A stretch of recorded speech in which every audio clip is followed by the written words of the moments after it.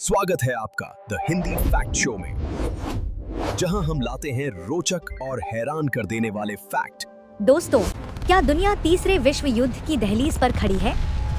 समंदर के जिस अजय दानव को कोई छू नहीं सकता था, क्या आज वही आग के गोलों में लिपटा है? खबर आ रही है कि $13 बिलियन का यूएसएस जेरल्ड आ फोर्ड हमले का शिकार हुआ है। 600 अमेरिकी जांबाज अफसर मौत और जिंदगी के बीच झूल रहे हैं। लेकिन असली सवाल ये है, मिसाइल ईरान की थी या ये कोई अंदरूनी साजिश है? चलिए आज इस पूरी मिस्ट्री की परतें खोलते हैं। पहले ये समझो कि हम किस चीज की बात कर रहे हैं। ये सिर्फ एक जहाज नहीं है, ये अमेरिका का तैरता हुआ किला है। 1 लाख टन का वजन, 2 न्यूक्लियर रिएक्टर और इसके डेक पर खड़े 75 से ज्यादा दुनिया के सबसे घातक शिकारी फाइटर जेट्स। इसे बनाया ही इसलिए गया था कि कोई इसकी तरफ आंख उठाकर न देख सके।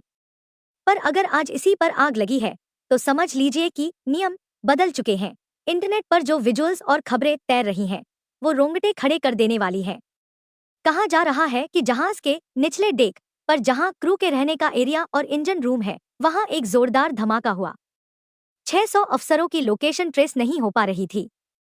धुआं इतना घना था कि फायर सप्रेशन सिस्टम भी हार मान रहा था। क्या ये अफसर सिर्फ एक हादसे का शिकार हुए हैं, या ये एक सोची समझी स्ट्राइक थी? अब आते हैं सबसे बड़े विवाद पर। ईरान की तरफ से हाइपरसोनिक मिसाइल के दावों की चर्चा हो रही है। ईरान ने पहले भी कहा था कि उनके पास ऐसी मिसाइलें हैं जो अमेरिकी डिफेंस को कचरा बना देंगी। पहली थ्योरी, क्या ईरान ने फतेह 2 जैसी मिसाइल से उस रडार को चकमा दिया जिसे दुनिया बेस्ट मानती है? दूसरी थ्योरी, क्या ये एक इनसाइड जॉब है? जहाज पर रखे घातक हथियारों में से ही किसी में तकनीकी खराबी आई और वो आग का कारण बनी? फिलहाल पेंटागन ने चुप्पी साधी है। और याद रखिए, जब अमेरिका चुप होता है तो समझो कुछ बहुत बड़ा पक रहा है। सोचिए, अगर ये जहाज डूबता है या पूरी तरह बेकार होता है, तो समंदर में अमेरिका का रसूख मिट्टी में मिल जाएगा। मिडिल ईस्ट में आग लगी हुई है और ये चिंगारी अब ग्लोबल होने वाली है। पेट्रोल के दाम बढ़ेंगे, शेयर मार्केट गिरेगा और शायद हम एक ऐसी जंग देखेंगे जो हमने सिर्फ फिल्मों में देखी है। आपको क्या लगता है?